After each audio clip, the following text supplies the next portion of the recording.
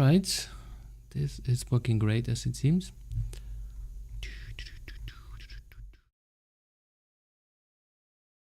Hey bro, hey guys, is there any sound? Please write me here. I can't start the whole thing.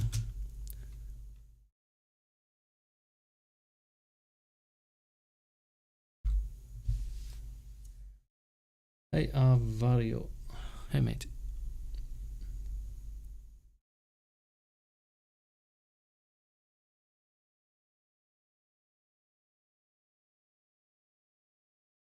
Okay.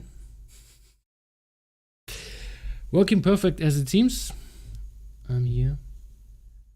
Hi, Richard Österreicher. That sounds really German. Hallo dann. So. 8 minutes in. And sound is okay. Sweet. Alright, so if the sound is okay, I can actually start. Alrighty, that is all I needed. Thank you very, very, very much for that. Alrighty, so I got tons of topics from you, for you. And I got on, first of all, the history. So this is where we start and tease a little bit. So of course, if you got any questions, just write me. I will pause and then answer that stuff if you have anything.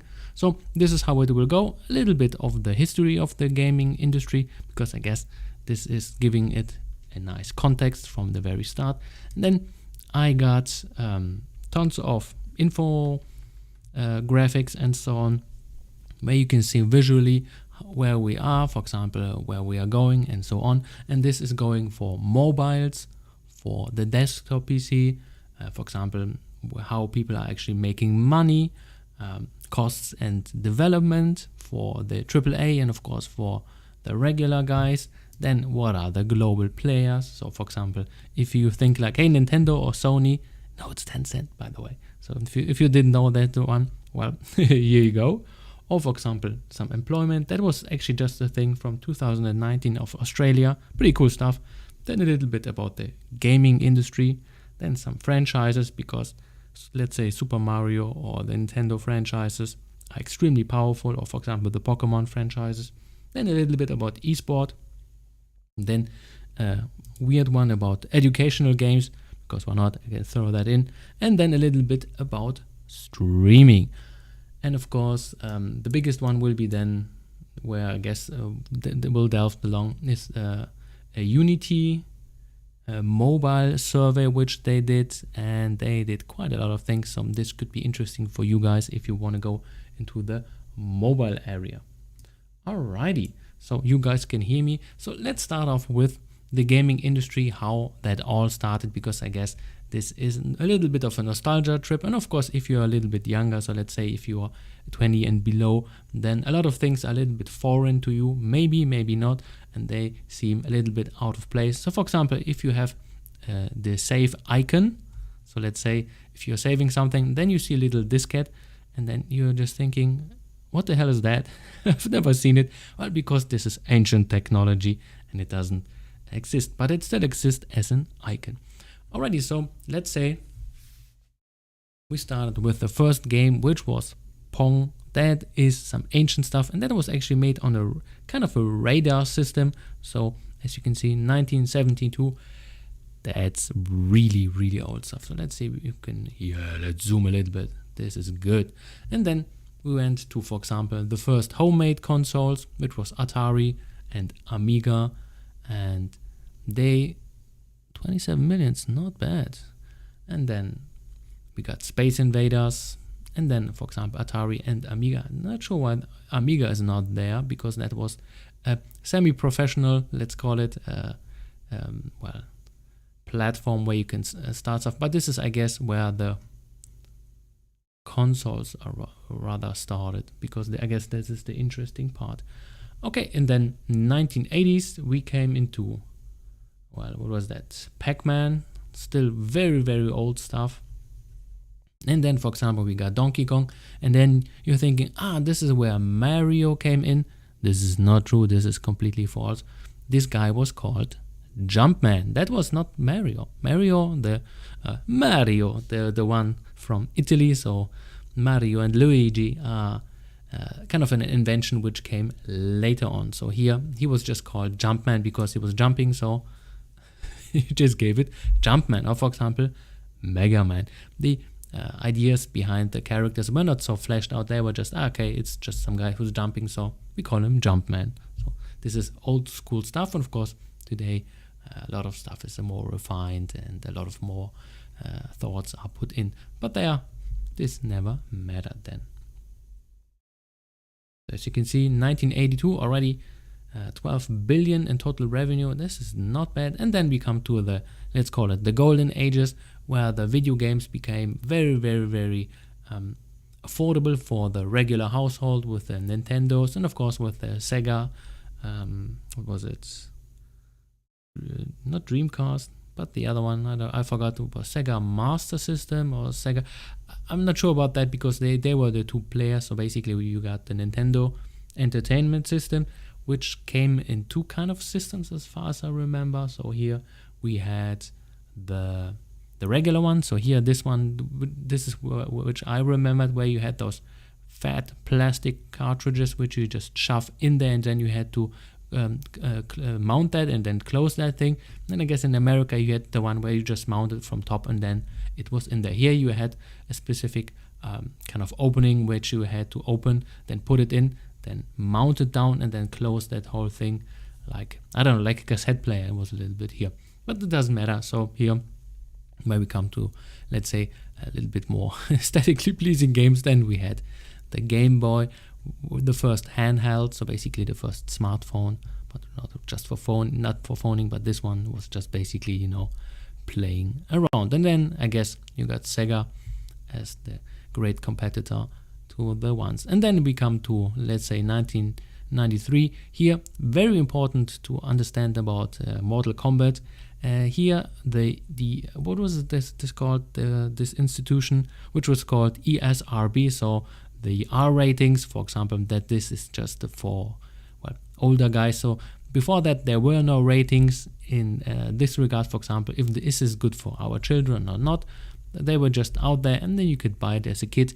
And Mortal Kombat changed that whole thing pretty much around because there was some stuff which was not appropriate for children, and therefore a lot of people got really angry, and then boom, there was some regulation. Before that, there were none. So basically you could do some really wacky stuff and it wasn't too bad. Of course, there were some indexes. Some games landed on the complete ban. So as far as I remember, you could not buy them on the stores. There were, I guess, other ways how you got them. But here, this one officially launched a system of censorship, or basically like access to, let's say, video games. And then you got Warcraft 1. Here, one of the first milestones concerning of top-down strategy games. So that one was pretty sweet. Dominion Dev, glad to join. Hey, well, welcome, mate. Welcome, Claudio Boy 83. Yeah, sounds okay. Sweet. Alrighty, and then we come to what is that? The Mega Drive. Now I guess that this is the 1964. Really bad thing. So console wise, that was a completely terrible thing, because before that they had the Nintendo and then the Super Nintendo. Of course, this one looked completely different in Europe as far as I remember. This is, I guess, the American version. And then they came the Nintendo 64. Wow, that was really terrible on Nintendo's behalf, but still they could push it through. And then of course we got into the PlayStation 1, which launched a different area where you didn't have the cartridges, the flash drives. You now had discs, and then of course you got those games like Final Fantasy VII, which launched that. So here, pretty cool stuff. And then Dance Dance. Okay, whatever. Let's skip on this, and then we come to the new millennium, and then we got, I don't know, Game Boy Advance, just the Game Boy, but with more colors and definitely more stuff to do. Then what is that? PlayStation 2, yeah, Sims.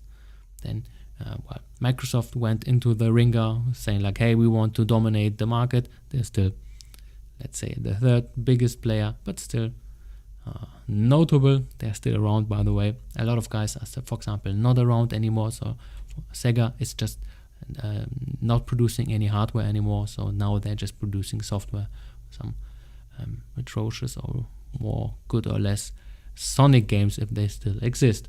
And then, of course, you got, what is that? That's the Xbox coming in, PlayStation, Rock Band, doesn't really matter, blah, blah, blah. And then 2008, that's like, wow, 13 years ago. They launched one of the games which was just so addicting to a lot of people. Because of that, we got tons of memes and posts only about people starting with World of Warcraft and how they changed and so on. But I guess there was kind of a true little side story from my side. My brothers played that a lot. I never found this game to be honestly interesting, but they just played that into oblivion if they liked. And of course, for the younger guys, Minecraft, the newest thing, basically like Legos but on steroids. So basically this is cool stuff and you can just build your own thing in Minecraft, because why not? And then we go into a little bit more modern areas where you just have gradual improvements on graphics, gameplay and so on, but it was not notable in this regard that it was like, let's say, revolutionary. So for example, if you went from the Nintendo to the Super Nintendo, there was really a hard jump in quality concerning the gameplay, how the graphics looked like and so on. But nowadays, well, you got different kind of strategies. And the interesting part about the Nintendo franchises, their graphics are worse than their competitors on Sony, so basically, and Microsoft. So basically, what Nintendo is focusing on is more building their brands, their franchises, with lower graphics, lower hardware, because they just invested less in that. But of course, this is still more on the thing which they prefer to be less of titles, but more on quality and things which are more iconic. So the gameplay and so on, everything needs to be like squeaky clean. So there's like no well, XXX stuff in there, or for example some gory stuff. So this is a little bit kicked out.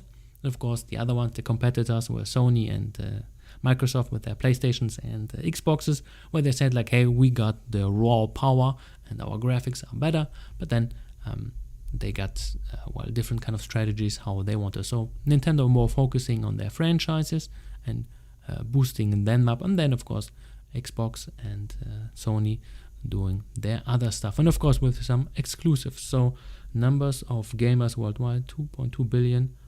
That's not bad. 2017, so this is a little bit older. But here you can see a kind of interesting trend where they just say tablet.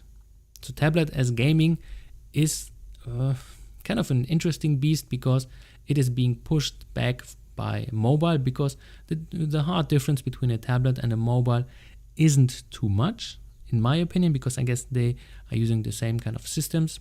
Of course, on tablets you got some Windows tablets, and because they work so great, I already tried them, by the way. So if you like Surfaces, work okay, but could be better.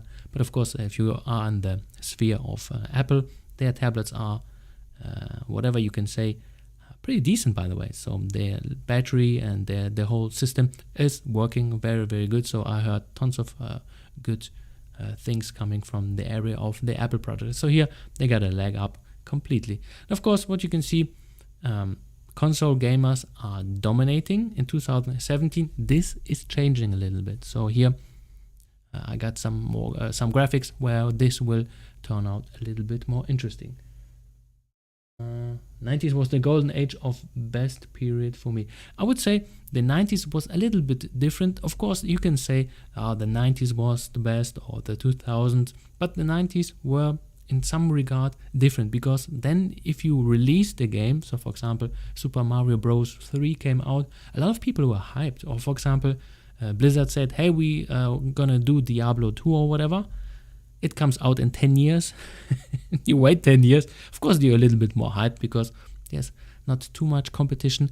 And before that, we had a huge gaming crash. So there was the dot-com bubble, if somebody actually remembers that, where you have like bazillions of games for the Atari, for the Amiga and so on, but they were more shovelware. That was really, really bad stuff. And they, overheated the market, and then boom, everything went in a spectacular fire and burned and crashed, and now it's gone. So here, little from the history. So this could of course happen once again, because we are moving into a area where everything is overheating a little bit. This will be a thing which I'm going to talk, I guess, later on also. Alrighty, so then you got percentage of households that have at least one game. So basically what you're seeing, this is 2017, you have moving from the hardcore gamer, because let's say in the 1990s or early 2000, you had just a niche of players which were basically playing, and then the rest were just like, that's not us. So basically the majority saw that as not a worthwhile hobby. But nowadays everything is kind of having a gamification, and then you see that video games are, well, everywhere. So for example, for the, let's say, hardcore gamers, on this is more on the male side. Then you have got esports and the hardcore stuff, where you have the concentration of guys. This is more on desktop games, so on your PC or on your Apple or whatever device. Of course, Apple PC, I guess you call that Apple PC.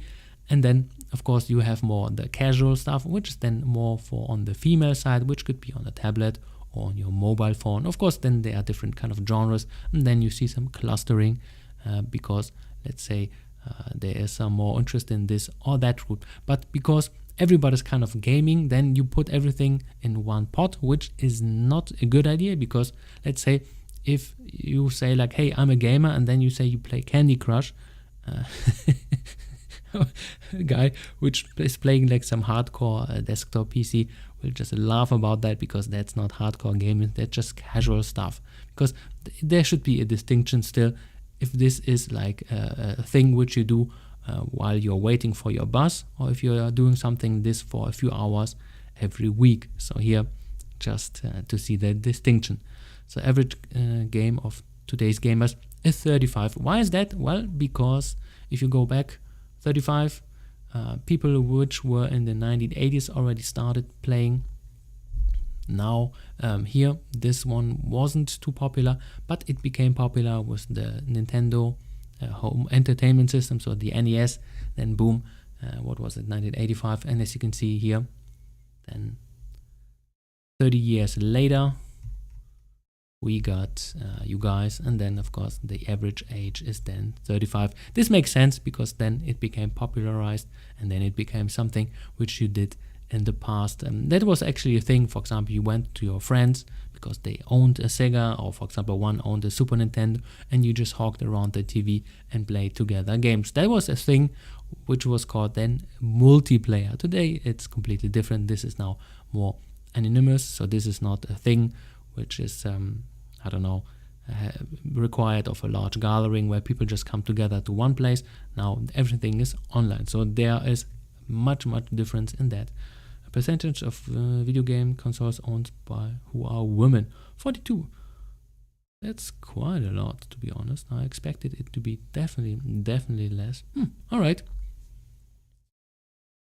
So as you can see, perception of video games have changed. This is very crucial to understand, because a lot of times video games were perceived as something like, this is just, you're just wasting your time, you could be doing, I don't know, sports, or you can do something else. And now the perception has changed. This is now a common, normal thing. But of course, a lot of things have become normalized. So let's say in the 1980s, 90s, 2000, a few things were like really radical. You're thinking, oh my God, how could people do this? And now I guess this is a normal trend. So these are things which are becoming a standard in time. All right, so by 2020, this is kind of very recent. Okay, Okay, it says by 2020, it is expected that mobile games will be account for more than half of the total games market. They already are. So here, mobile games are a big booster, but of course this has to do a little bit with our guys from from the eastern side. So the Asian market is huge. So basically half of the market is almost, I guess a little bit more than half of the market is just Asian, and they are more focused on the mobile games because for years the whole consoles which are coming from Japan or America, so Sony and Nintendo, were pretty much banned in China, and now they opened the market. But of course everybody was playing already their games on the mobiles, and therefore you see a huge shift on, let's say, a lot of companies were just saying like, cool, let's just jump on that market and grab some stuff. And therefore you see, let's say, Blizzard saying like, hey, we want to go into the mobile sphere and just ditch our old guys which were playing our games, which is a pretty stupid move, but they did it anyway. And well, this is how you can completely wreck your fan base. So good job, Blizzard, with this move. So that, I guess that is one thing to understand. Alrighty, yeah, I'm still streaming. I'm just watching it on the right screen also. Okay. By the way, you can still hear me, right? I'm just checking because I don't want to be rambling and you guys like, who are you? Are you talking even? So just give me a yes and that you're still hearing me. This could be is kind of important that it is there. So once again, please, I'm just writing it. Come on, can still hear me? Can still hear me? Whoop. This is kind of important. 7 active users. Yeah. All right. So this is one thing which I wanted to show you. And now let's dive into some other stuff which could be interesting for you guys, because I guess you want to learn, besides a little bit of the history, how things are going. So let's go for global players. Yes. Oh, this is good. All right, so let's go for some global players. I guess you know most of them, hopefully. Yeah, blah, blah, blah. So here, once again, if you're thinking, hey, what are the biggest players, the biggest companies, and how much money they're making, and you're seeing Tencent, isn't that a Chinese thing? Yes. So for example, they own Riot, they own half of Epic. I guess Riot is 100% in their in their portfolio. So basically, get away with that stuff. So basically, they're owning quite a lot of high value studios. Therefore, of course, they're making tons of money. And of course, then we got Sony, because I guess Sony is not just making money with, let's say, their PlayStation. Of course, this is their biggest cash cow. They're, of course, making some other stuff, but I guess their biggest thing is still the gaming market. And as you can see, hopefully you can see, let's make this a little bit bigger. So here are the biggest markets around the world. So China, 32 billion. Yeah, this is in English, billion. I'm just a little bit confused because in English you say million, billion, and then trillion. And in German you say million, milliarde, so million and milliard or something. And of course, in the other, I don't know, we got it different because we thought this is a good idea. Now, for example, a trillion is in Germany the billion. So let's make things a little bit more confusing, because why not? And as you can see, Europe is kind of okay. So let's say 4 billion. But of course, Canada and America are just dwarfing the whole European sphere concerning about, well, the gaming revenues. So here, China. Therefore, China is the biggest, or China and East Asia is just biggest player all over.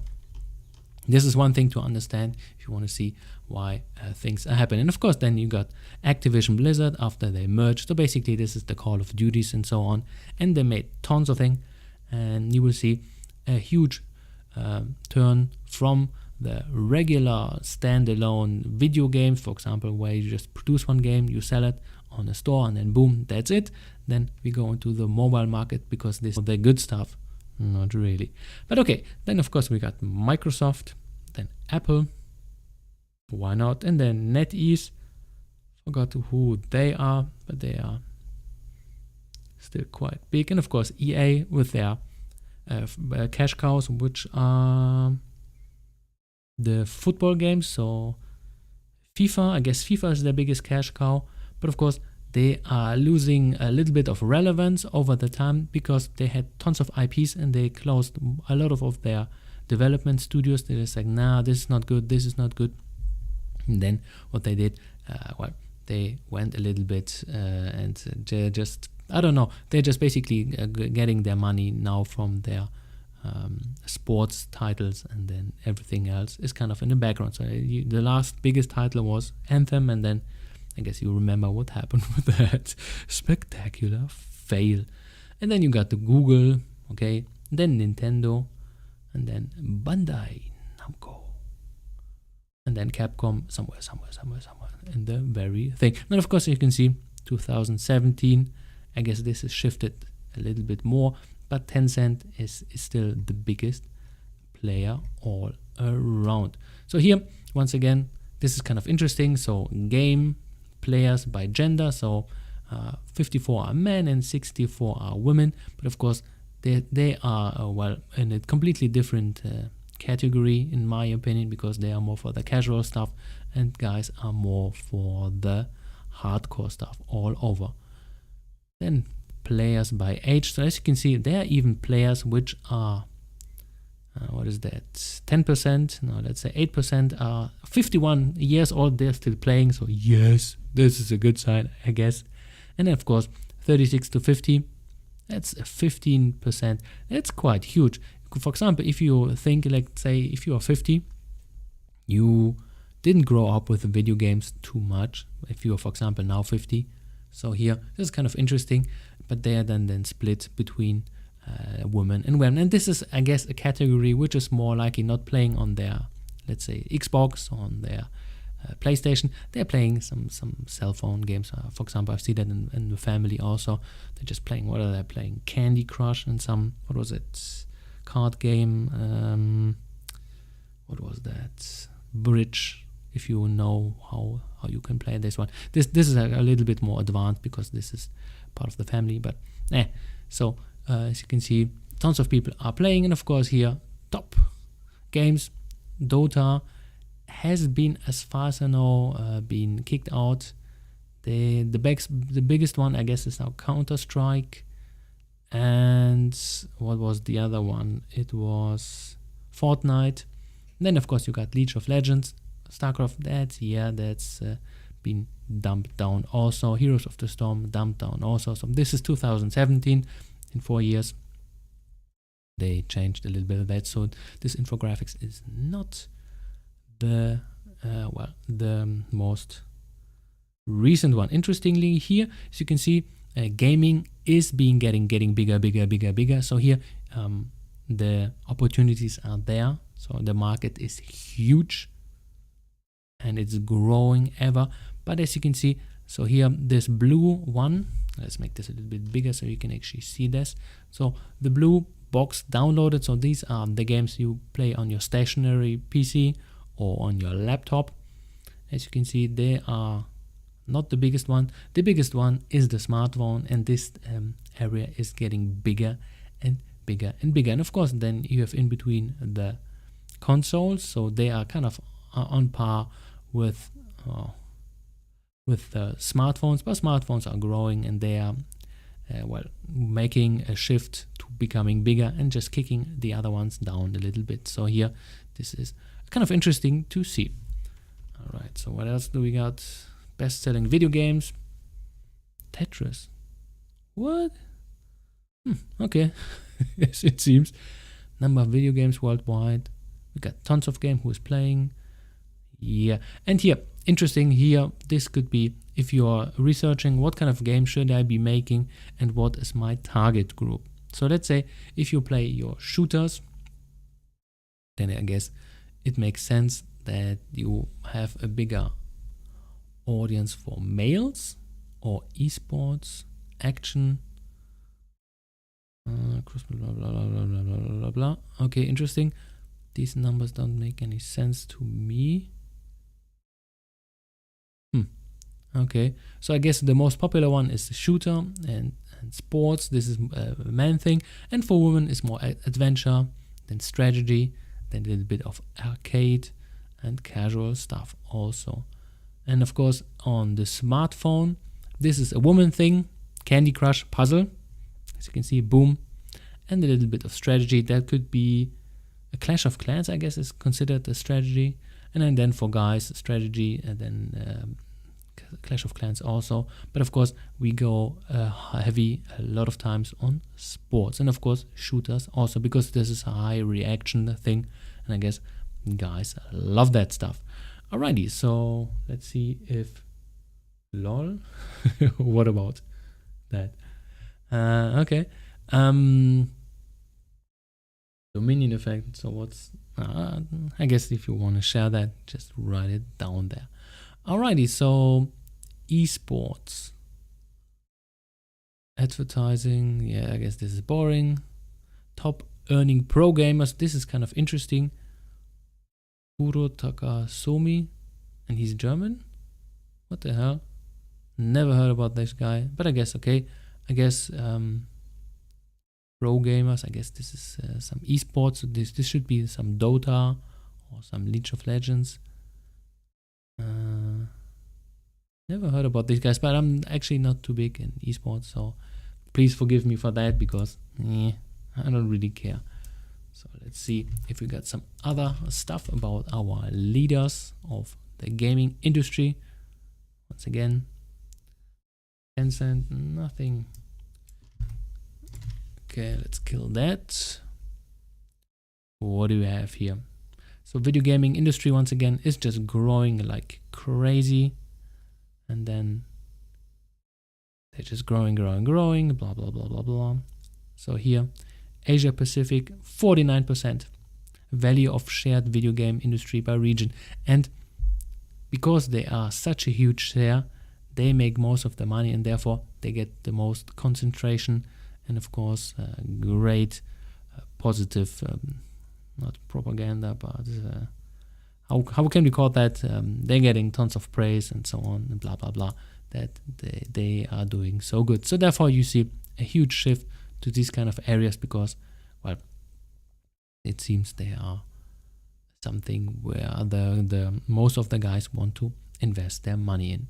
So China is leading the way, as it seems, blah, blah, blah, blah, closely followed by USA, Japan, and then somewhere we have Germany, South Korea, and UK, like Alrighty, so what else do we have?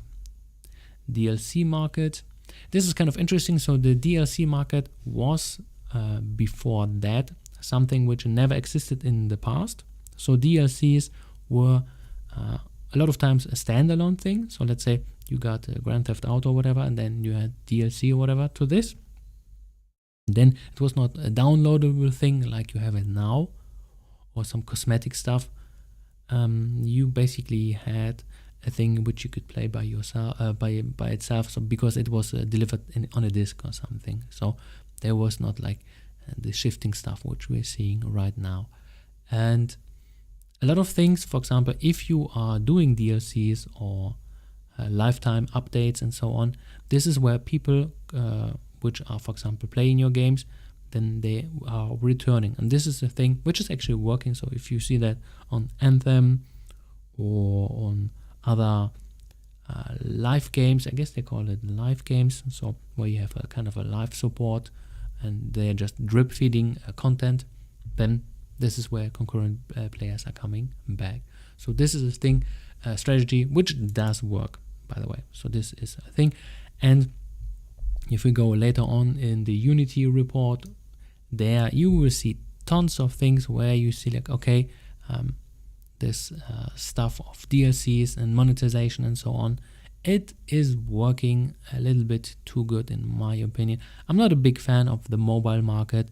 It's a little bit too predatory, but it is working, and it is making a shift where, for example, a lot of people just say like, okay, I just spent $1 or 20 cents or whatever for something which was unheard of in, let's say, the 90s or the 2000. So in the 2000, if you bought a game, you bought a game.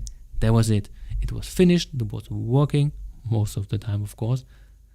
And then that was it. You didn't have to pay extra stuff or for boosters, and all those systems were not included. This is a thing which is just creeping very, very well, slowly into all of their games, where you have online casino basically in every game, which is a shame. But this is the way it works, and because a lot of people are actually supporting these kind of systems, and therefore, well, this is a thing which is then working, and people are focusing on that stuff.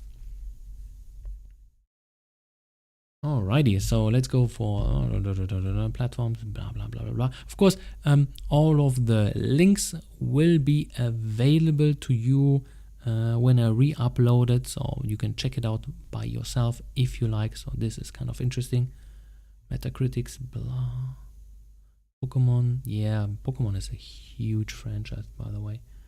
So let's go for franchises, because franchises are not a bad thing to check out also. So let's go for franchises, and you can take your guesses which is the biggest one. Yes, of course, it's the Pokemon. They made tons of... Wow, this is really a big, big, big franchise. Wow. Got millions, 90 billions? This franchise is huge. It's really huge. And March...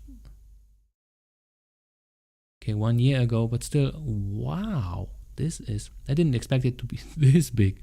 As you can see, there's tons of money being made in these kind of regards. And of course, the second biggest franchise is Mario, then Call of Duty. I wasn't expecting to be Call of Duty above Mario, because the Mario franchise is big, but I didn't think it was that big. Of course, maybe the Call of Duty franchise is now a little bit bigger, because this is still from 2020.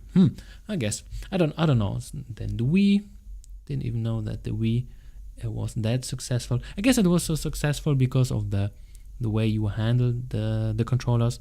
I have one, and yeah, the controllers are terrible. By the way, they don't.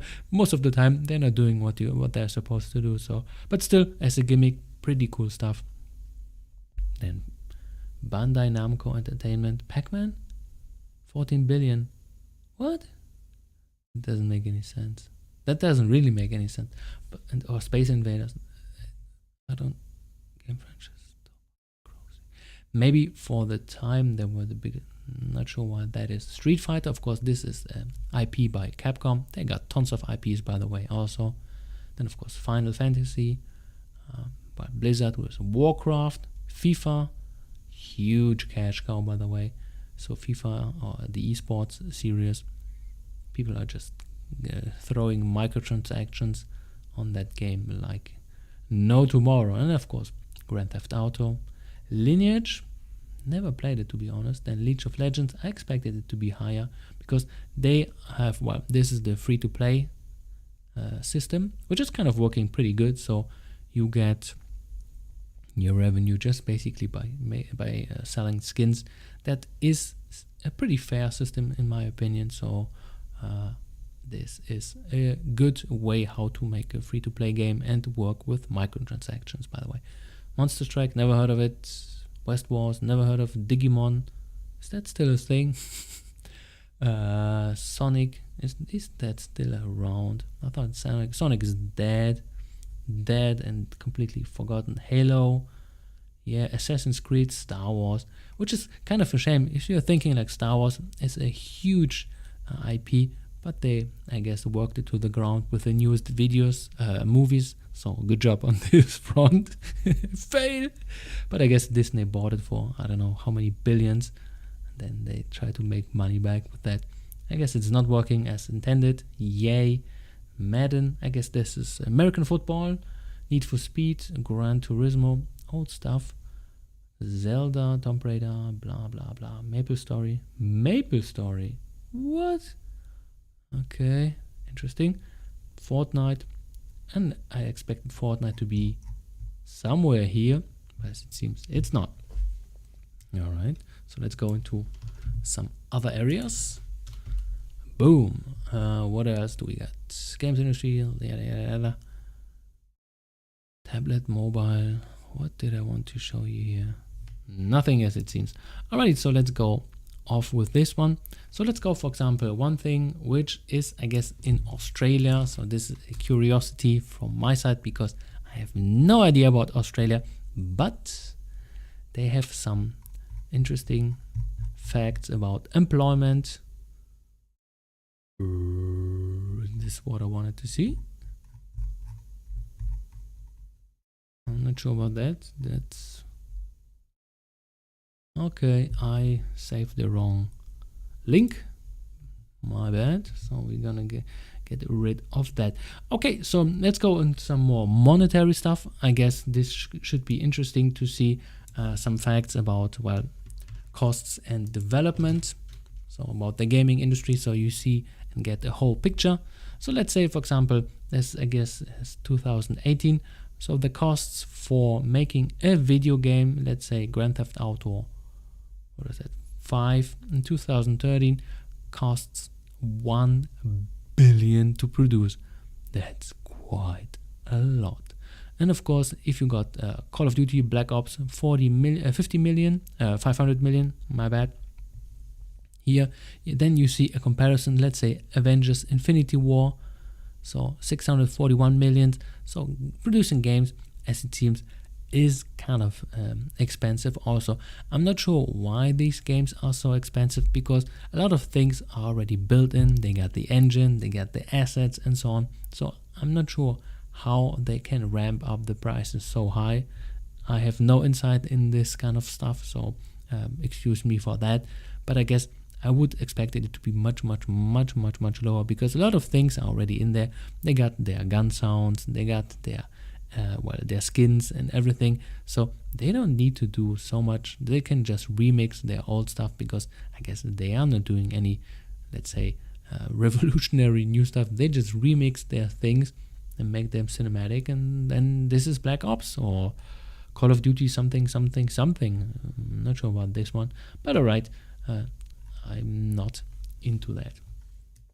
All right, another thing which I like to show, there are no questions, stages of game development. So here, this could be interesting for you guys if you are a complete beginner and you're not sure how the regular process is. So basically, you have a concept, you make your video game. So if you start from scratch and you don't know how to start it, then you have a concept, you're thinking like, what am I doing? Well, I need a concept, so some ideas. Then you can pitch it to somebody who could be, for example, promoting you. This could be a publisher or some other partners, which can say like, hey, sweet, I like this. Of course, you can pitch it, let's say, to some other external people who will finance this.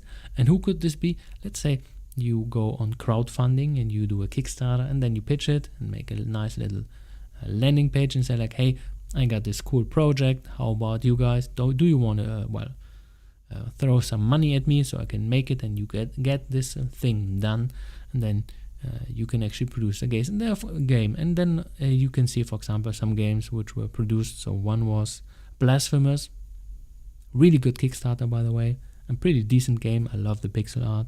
Or, for example, you can create such money black holes like, what was it, Star Citizen, and then the game will come out during the lifetime of my grandchildren, because I don't know how long they will take for that.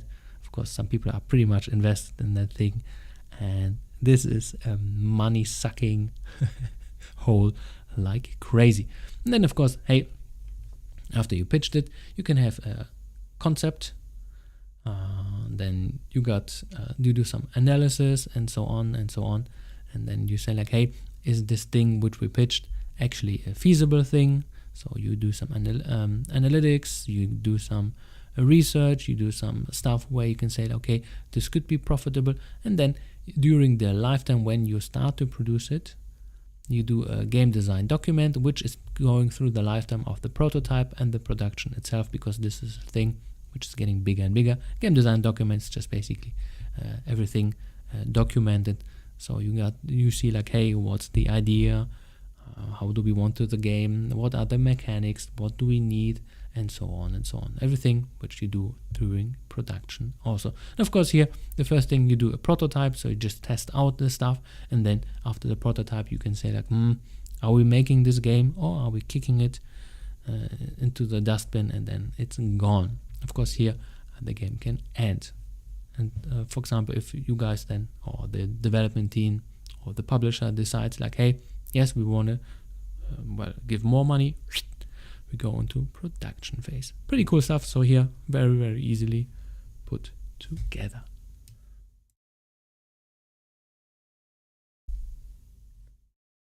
Am I still streaming? Yes, I am.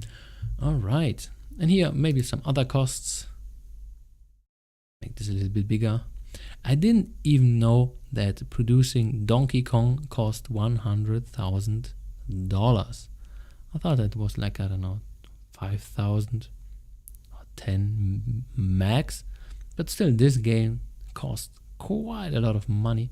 And of course, as you can see, tenfold sold. So 1.13 million units sold. Oh, units sold. And of course, then you have, I don't know, $5 per game or $10 or 20 or how much it was. I'm not even sure. They made tons of cash. That was a big cash cow. Wow, not bad. Really not bad. Alrighty. And then of course, Final Fantasy, one huge seller, and for example, this one boosted Square Enix up to the heavens because they made a beautiful game. And of course, the Final Fantasy series, if you, for example, played any of them, just love the series. They got some really wacky ideas and the architecture of their worlds. Wow. I don't know what they are drinking or doing to get those ideas, but keep on doing it. I love it. All right. And then, of course, you got some other games, which are then a little bit more modern time. And as you can see, 100 million for production of, let's say, GTA 4, in contrast to, in quotations, the low budget of just 100,000. Okay, so that was one thing. And I guess this is the last thing which I have on development and costs of producing a video game. Here we go. Destiny in pounds, 310 million. So I guess this would be something about 380 million dollars.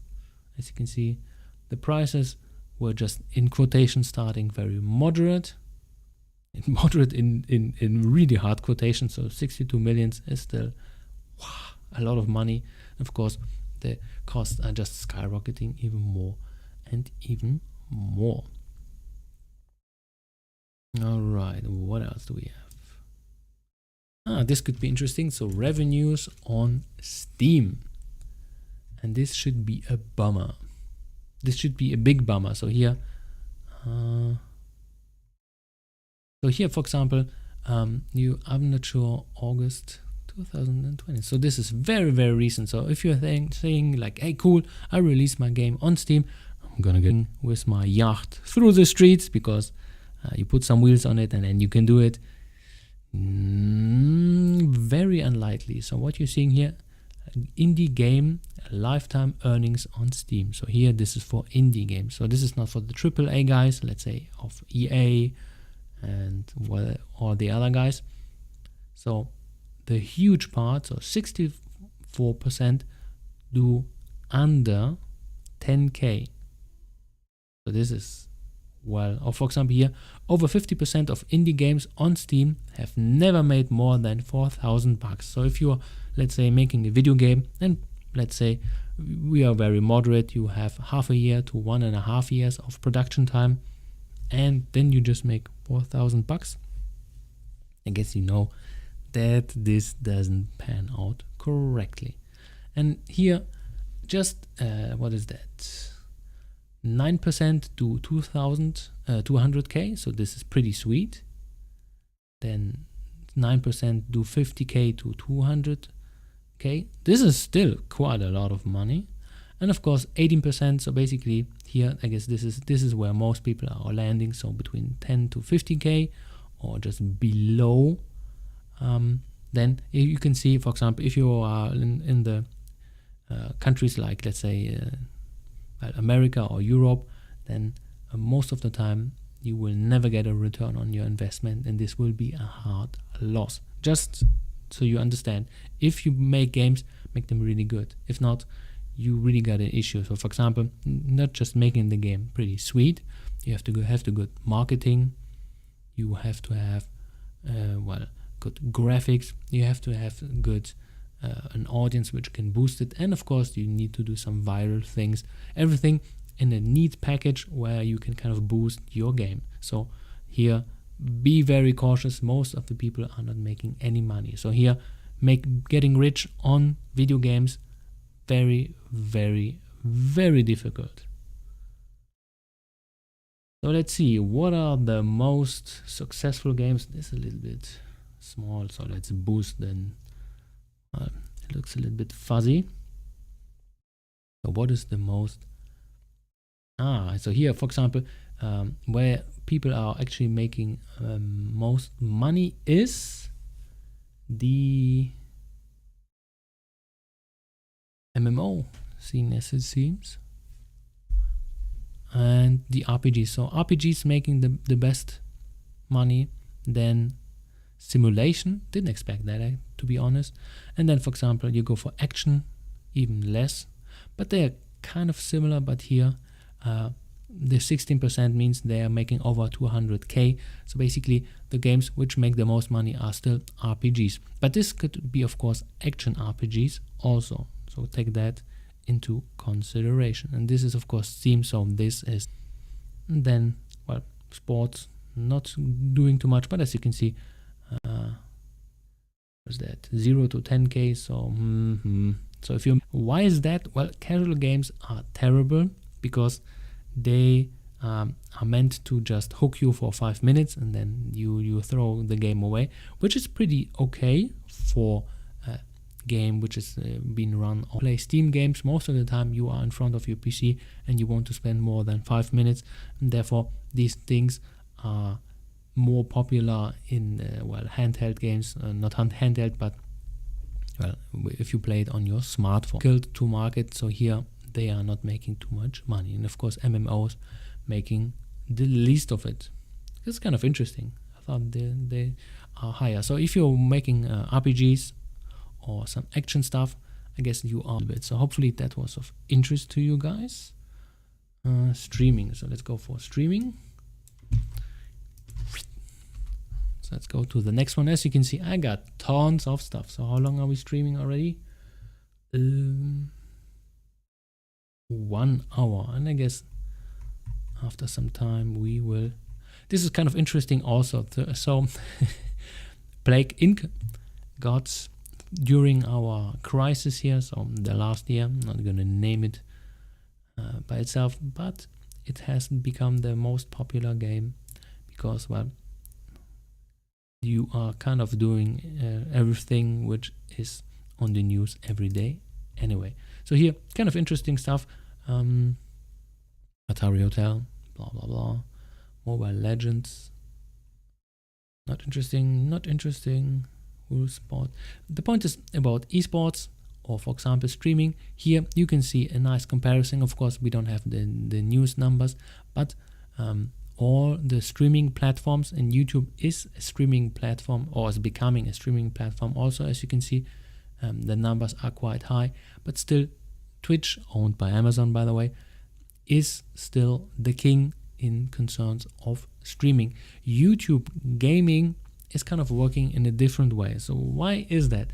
Well, YouTube is a thing which is more a timeless thing. For example, if you want to have something which you want to consume anytime, then YouTube is better in this regard. For example, if you say like, hey, now I want to have the recipe, or just watch some cat videos for the lols, and then you're just watching that stuff anytime you like.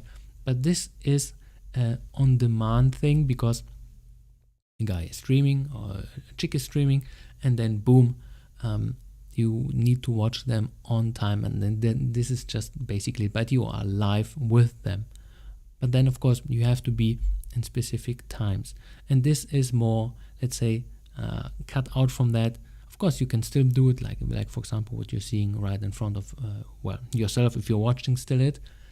But YouTube gaming is still not a thing to be reckoned. So if you want to make, let's say, your bucks concerning streaming, Twitch is still number one. And here we got Mixer, but Mixer, I guess it's gone because, let's face it, they never made it. They tried to compete with the old stuff where people were getting used to it, or us are very much used to it. So here they came way too late to the party. Of course, YouTube has a specific position, so they can kind of compete, but still the king is Twitch. And as you can see here, they made with 1 year almost the same as the Totally, which is the YouTube gaming doing by itself. So here, wow. What else do we have? Esports, don't care, esports, blah blah blah. Esports is boring stuff. Okay, so what else do we got? Educational games, do we want to show that? Esport, let's what to say about this stuff. So 2018, I guess it changed a lot concerning in this regard. So I guess the biggest esport area, or where you can make your money, I guess it's the USA. Germany 2%, didn't even know that Germany actually had that. And well, there are a few companies who do this. And of course here Blizzard was one of the bigger employers. Now they are getting a little bit away from that because they see they cannot make too much money from that. Then Amazon, okay, because of Twitch, right? Of course, because of now Valorant and League of Legends. Then Activision, no idea why they are there, and of course Epic Games because of Fortnite. And then most of the esports stuff, I guess, seen is on 50-50 to mobile to desktop because this is just watching. Alrighty. Contracts, membership, volunteer, full-time 64%. So this is kind of interesting. So once again, if you want to see a little bit more in top hiring sectors, if you want to see a little bit more about this stuff, I will link it, of course. But I am completely new to the esports scenes. Never really cared about that, to be honest. And then what else do we have? Coaching, operations, marketing, software engineering, designing, writing, sales, social media, business, production, coaching. So as you can see, none of these fields is actually doing the games. So all the stuff which you see in esports is basically the whole stuff around it. It's not about the playing of the games, but I guess because most of the people are speaking or doing all the stuff around, and then the actual gaming is just a few guys all over. Then languages, German, didn't even know that German actually played a role in that. Not sure why that is, because German is like international language. Like, nope, nobody's speaking actually it besides the Germans, and I guess one colony. And then Spanish, I was expecting it to be more Spanish and a little bit more of Chinese, but as it seems German beats it. Not sure why that is. That is actually a curious thing, because German as a language is completely irrelevant internationally, even though Germany is quite a huge country concerning in its revenue and its Wirtschaft and its economy. So here, not sure about that one. Kind of interesting. Alrighty, so let's go.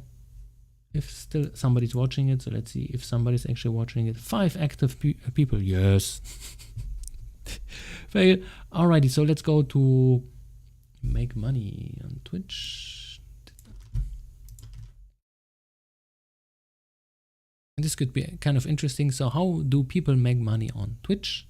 If you, for example, are a streamer, you do it through subscriptions. I guess this comes very late, so you got to have you got to do this quite a lot, and therefore, at some point you getting your money from that. And then I guess then there are some donations. I guess here this is where most of the money is coming from. Then playing ads during your streams, then some sponsors. I don't know if you got those well, gamer gear stuff. So I don't know, your gamer mouse or gamer what is that, keyboard, or your gamer seat which is glowing or whatever it's doing. And then I guess your own merchandise, or for example affiliate links, which is just saying like, hey, if you buy for example the stream equipment which I'm having, then you get a cut from that. So this is a lot of times, for example, affiliate links to Amazon. Okay, so let's go to the biggest one which I wanted to discuss. I got a few other links, I will post them, but since like nobody's watching that stuff, I would say let's go to the most interesting part. So this is the Unity report, very interesting concerning for the mobile development. So if you are still listening, this could be something. A link of course in the description below. This is not unbiased, because well, Unity is saying like, hey, we should do everything like in China, blah blah blah, because they once again want to go into the mobile market. So therefore they just praise it like, yes, we want to have that. A lot of people just say like, I don't want to play on my stupid smartphone. I want to play on a real monitor with a real PC, or for example laptop. But of course this is a personal preference. Of course here you gotta say Unity is the biggest dude in the room. So here about the data, blah blah blah. So they had some aggregates where they just siphoned off their informations, and then they put things in together. So for example, mobile daily active users, so people who are going in, and then for example you had 2019 and 2020, and as you can see it dropped significantly. But of course it makes sense. If a lot of people are locked at home, then they are not in trains and buses or whatever, or on their car. Hopefully you don't do that in the car. And then then you are playing for 5 minutes or 10 minutes or 15, where you have some free spare time of waiting around. So here once again they kind of peaked, and then they went downwards. And of course mobile games are being mostly played not at home, but if you're on the outside waiting or trying to pass in some time. But here, this is the interesting HD. So this is high definition games. These are games which are being played on your Mac OS or on your PC. And of course they got concerning this one, people are just at home like, okay, what I'm doing, I'm watching some Netflix, or I'm just watching some series, and at some point you're like, I'm bored of watching stuff, so you start playing. And then of course it's getting really cold at these times, and boom, people are playing a lot. This is quite significant, as you can see. To stick around, of course the mobile stickiness is different than the HD stickiness. This just means how long you're playing in one session or whatever. And here there are no different changes, because let's face it, if you got your free time, so here the stickiness doesn't really necessarily need to change a lot. But of course, because you are more at home, you are more invested in games. So playing video games and producing video games in the last year, indie developers, because a lot of people are just staying at home and they are bored and they're just looking for stuff, and then boom, you could cash in. And this is still a trend of this year. So if you are a video game producer, so this is one thing from One Up Indie coming to you. If you make a game, this is a good year. This is definitely a good year. For now, people are, for example, having just saving a lot, and then they can, in quotations, spend a little bit more, just in quotations, so not big sums of course, but they for a casual video game just like, okay, $5, why not? And as you can see, there is a revenue growth trend. So here we got the thing here, the evil thing here, and then of course last year it was kind of consistent, and as you can see, boom, people were spending more money on video games. This is very important to understand. And here they were significantly spending more money. So if you're producing video games, this is your time once again. One Up Indie saying you, this is your time, come on, do it. Okay, so what is that? Here gamers are changing when they're playing. This is kind of interesting. So they were shifting from let's say during the game, during the normal days to weekends. This is kind of interesting because before that they were more playing, let's say, the casual stuff on the trains, and then a little bit more on the weekends, the more HD stuff, so on your PC or Mac. But of course, because now everybody's more at home, of course, then it's all shifting during the day also for HD games. So here, this is what the trends are saying.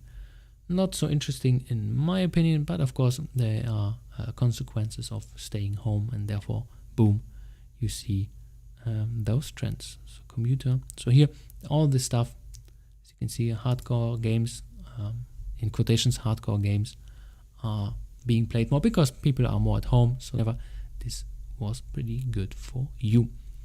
And of course here, a thing which I am not the biggest fan of, mobile games and revenues, still, even though people were playing less, spiked up anyway. So this is kind of interesting to see, even though people were playing less on the mobile sphere, they were still spending more. But I guess this is a growing trend anyway. And then once again, China is our savior. Yay. As you can see, in China, the revenue, the daily active users in China were ramping up also. So this is kind of interesting to see. Okay, mobile monetization here, kind of interesting. So if you are just thinking like, so what would be a good genre to do my mobile game? And then, for example, you have ads, and ads are things which are just things with, for example, you play some game and then you have to watch a video to play the next level. This is, for example, some ads. Or EIP, so in-app purchases. So this is the microtransaction, which is just saying like, hey, boost me or give me some extra life or whatever. And then what you see on action games, the in-app purchases are most of the time dominating because you are blocking kind of the progress. And for example, if you get some action games and you lose fast, then you want to continue, and therefore you do in-app purchases. Word games, whatever a word game is, has more ad revenue generated by blocking, and just you have to watch more videos or whatever, because I guess it's a little bit harder to monetize this kind of stuff. But as you can see, the biggest trend in here is in-app purchases, where most of the money is being made. So here, this is money given by external people who just say like, hey, I want to make my put my commercials or put my ads in your video game, in my app game, and then here, boom, XPs, boosters, and whatever. And as you can see here, once again, it's the same trend, but here Korea is more likely, or the EMC, European, Mediterranean, I don't know. Here you can see the trends also. Dumper regions, Asian Pacific countries ended up deriving more revenue in ads. This is kind of interesting. Didn't expect it here. Okay. So how ad revenues in proportion to total revenue. So as you can see, this is a thing. So for action games, of course, the total revenue growth and the ad revenue growth. So here, ad revenue growth. So here, once again, they're just indicating that you are growing quite a lot each year. So here, once again, people are getting used to in-game purchases. So, and then you can do this with ads, or with what's the other stuff called, the in-app purchases, EIP thing, and then, well, people are making money with that. And then ad revenue grows. So as you can see, everybody's making money besides the sports, which is kind of fascinating. So people, I guess, don't want to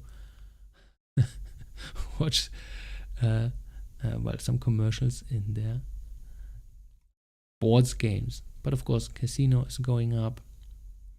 Not liking that one. And well, that's pretty much it. 5 active people. So this could be, I guess, interesting for you guys also. So let's make this a little bit bigger. So the average money made on transactions per player is about, for action games, $6. For casino games, because I guess they are more addictive, $12 on total. And of course you can see the last year. So kind of spending less money, which is good. So I like this. But of course casino was boosting it quite a lot. But here, casual games, more action, it's going back. This is kind of interesting. But the trend is, as you can see, for most games, so card, board games, there are people paying more. I guess they're willing to pay more. This is more accurate to say that. Right, blah, blah, blah, blah, blah. Survey, Yeah, not interesting for me. So here, where are people making the most money? Which is one of the genres listed below? Most closely described your highest monetization. So the platformers are making the most money. And then shooters, and strategy, infinite runners. Kind of interesting. So on the total, yes, platformers are making, which one of the genres listed below most closely to describe your highest monetization? Okay, because they are free to play games. So of course there are different kind of ways how you can monetize. So in the mobile sphere you have premium, freemium, and then free to play. So the free to play is basically, it's completely free, but there are some blockers, some stuff which is just saying like, hey, don't you want to spend some money here, or XP boosters. And then freemium, as far as I know, you can buy the game, but of course there are some microtransactions based in there. And then of course premium, you have to buy it, and then no microtransactions at all. So here, if you want to see, for example, where you can make your most money, I guess that's it. And then of course let's boast a little bit, because what technology do they use for this? Is of course specifically for the mobile sphere, Unity. Then we got Game Maker Studio. Yeah, it was 5%. Didn't even know that they are in this sphere. Anyway, and of course, then you got Marmalade, Hero Engine, no idea. App Game Kit, under development, native custom. So here, Android Studio, whatever. And here, once again, as you can see, Android Unity is, in this regard, in the mobile sphere, king. Hopefully this is blah, blah, blah, blah, custom engine. Okay, this doesn't say if it is for mobile games or for all games, because Game Maker Studio is, as far as I know, not the most popular way how you can create your mobile games. I guess for regular ones, for web, I mean for Steam and so on, yes, but for mobile, almost nilch. So I guess this means mobiles and, well, HD games for, I don't know, PC and Mac. Then here, ad providers. So if you never knew what kind of providers do exist, then there are some ones which are helping you monetize your video game. This is, I guess, for mobiles mostly. So that's why you have Google AdMob, Unity, Facebook Audience Network, blah, blah, blah, blah, all these things. So they are, if you're interested in monetizing your mobile game. What are your... And here, these are kind of interesting to see, because if you are demanding too much from the players on your mobile game, and if you are saying like, if you want to continue, you need to pay $5 or whatever, then a lot of people just say like, And this is kind of interesting. So the this year's is, for example, if you are doing too frequent ads in the game, you will lower the enjoyment of the player. But this is, for example, a thing which is not too much. So for example, increase player churn. So if people just say like, okay, I'm out of here. So here, this has been reduced. So as you can see, people are getting used to having ads in their mobile games. So this is a trend which is very worrying in my part. And of course, if you do too much monetization in your video games or in your mobile games, then of course you get worse ratings and so on. And of course, you will lose potential in their purchases. But as you can see, this went down quite significantly. So as you can see, there is a trend of saying like, okay, this should be normal, which it shouldn't be, but it is. Okay, so retentions. So here, once again, very, very in-depth. If you are having ads, so if people are just sticking around, could be interesting for you if you want to go a little bit more into details. So where are people are sticking around a lot, and the graphics are showing that, for example, if you have no ads, people are sticking around less, which is kind of counterintuitive. I don't understand why that is, but if you have no ads, people are sticking around. So if you have ads, people are sticking around longer, as far as you can see in this kind of graph. So here the retention is just how long you're staying around. So here, kind of interesting why that is, not sure. Multiplayer games, PC and consoles. Multiplayer, blah, blah, blah. What else do we have? Not interested in this kind of stuff. Blah, blah, blah. Cross-platforming, not interested, because this is very specific. Here, a few predictions. Privacy settings are changing. This just means that it will be a little bit more difficult to monetize your games on the App Store of, well, blah, blah, blah. Game must stay high, yeah, don't care. Okay, so one thing, and then I guess I'll leave you into the ether because you guys are not watching my stuff. How long are we in? 1 hour something. Alrighty, so hopefully you got some insights into the industry, how it works, what pitfalls are in there. There are, of course, quite a few things. As I can see that there are no questions in this regard, so I just leave it at that. And streaming, oh, I shouldn't be showing that in front of you. Making money, Unity, history. Yeah, so one thing, for example, they say that there is a trend for cloud gaming and so on. Let's say like Stadia and all that stuff.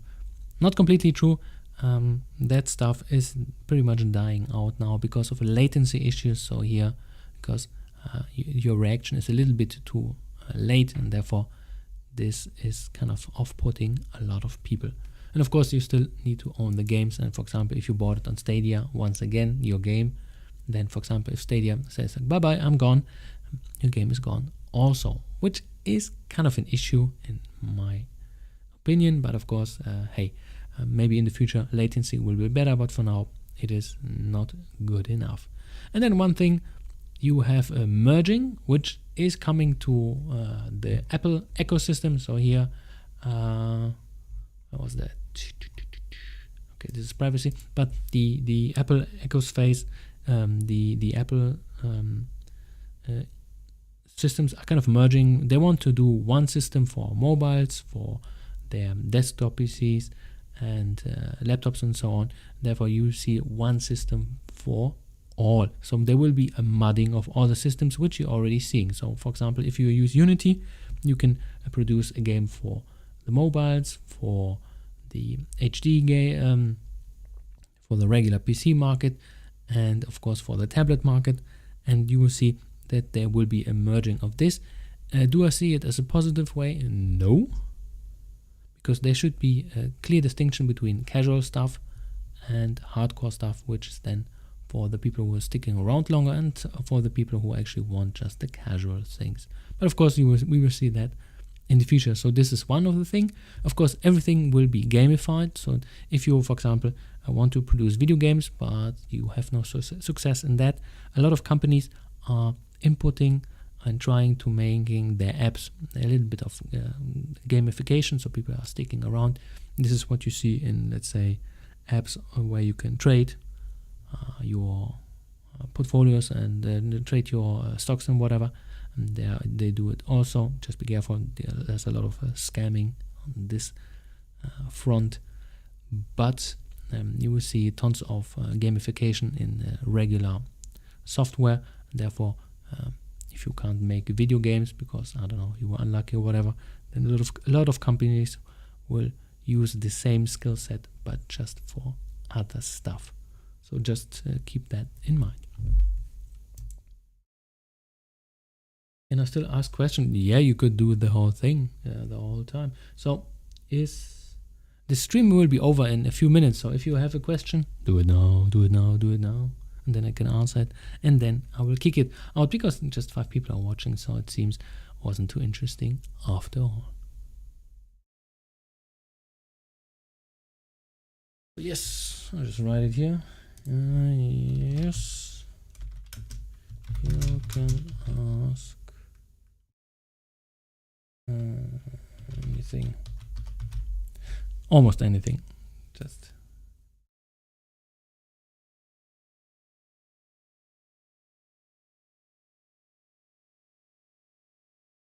alrighty. So if you have a question, just go ahead very quickly. You just want to say hi. Hello back. Pixelated platformers. Okay. The point is, pixelated platformers are a thing which is very... So if you're talking, for example, about pixel art. So pixel art is still a very attractive way to make video games. So pixel art is being used to being used for, because of limitations in graphical styles. So let's say pixel art video games. Here we go. Builder. So here you can see tons of ways, but nowadays this stuff is still relevant because people identify kind of a simplicity of design, of game flow and so on. Because let's say this game, what is that, Shovel Knight, it's very easy to produce in quotations, and it's quite enjoyable. There are no complicated systems in there. It just works. The graphics are very clear. They express what they should be, and of course they reminisce of good old, in quotations, the golden ages of video games, where games were made not to make big profits but just to be enjoyable. So here this is one thing what this is all about.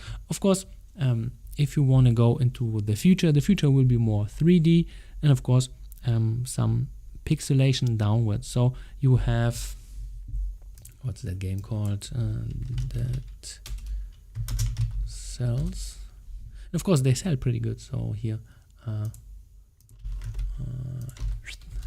so for example, this game could be considered a pixelated platformer, but it's not. It is actually a 3D game. It has a 3D lighting system, and it is a 3D model which you're seeing here, but it is rendered down to look pixelated. This is kind of the interesting part.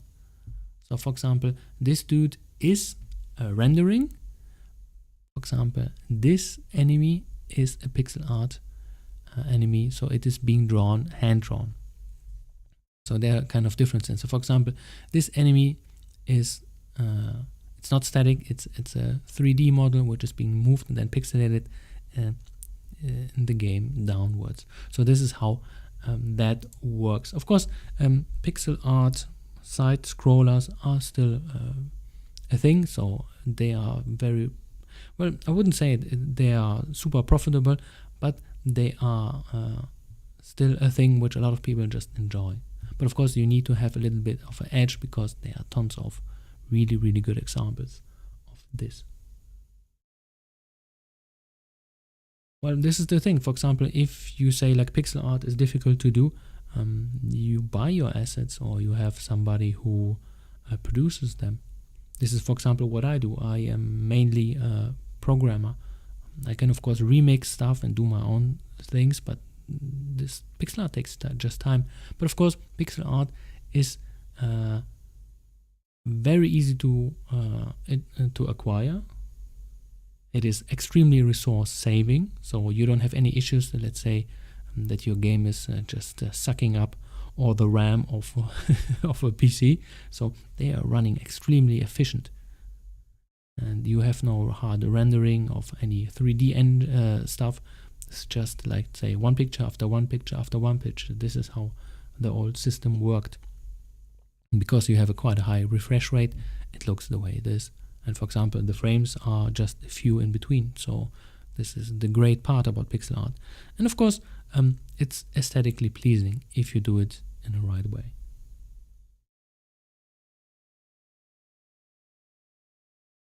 And this is the thing. For example, a 3D animation a lot of times is already a thing which you can get for free. There are tons of tools where they are doing animations, and then you need to import it. But of course, then you come into the stuff where you need to define how gravity works and so on. And well, a 2D side scroller is, well, how can I say it? If you are a beginner, a pretty good entry point. For example, if you want to go, of course, in the 3D realm, then